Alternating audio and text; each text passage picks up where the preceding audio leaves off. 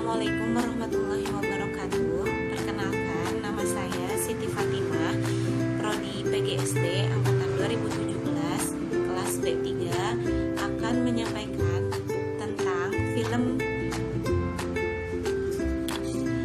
menyampaikan analisis tentang film yang berjudul Helen Keller atau The Miracle Worker.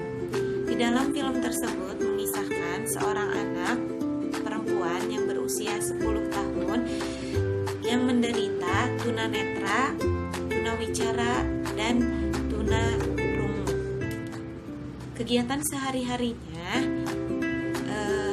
ia hanya berjalan-jalan di sekitar rumahnya. Karena kekurangannya, ia seringkali memecahkan benda-benda yang ada di sekitar rumahnya, dan ini membuat ayahnya tidak suka. Namun ibunya sangatlah sabar menghadapi Helen. Karena seringnya Helen membuat masalah, membuat ayahnya bermaksud untuk memasukkan Helen ke dalam rumah sakit jiwa.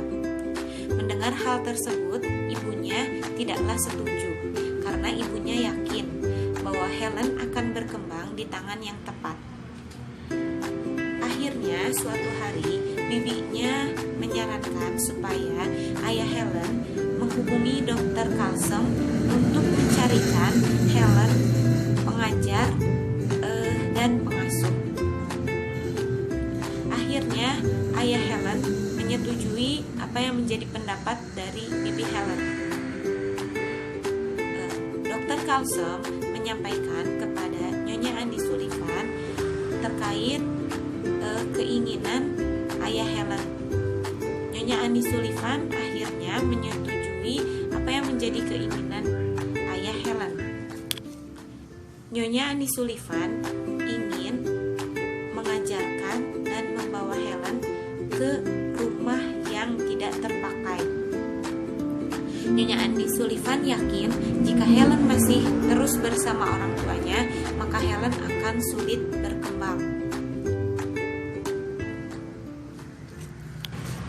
Hal itu tidaklah mudah karena Helen terbiasa tinggal bersama ibunya.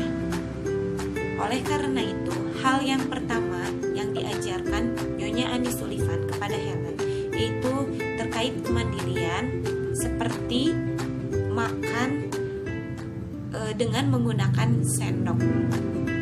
Hal itu tidaklah mudah karena Helen seringkali melawan pada Nyonya Andi Sullivan. Namun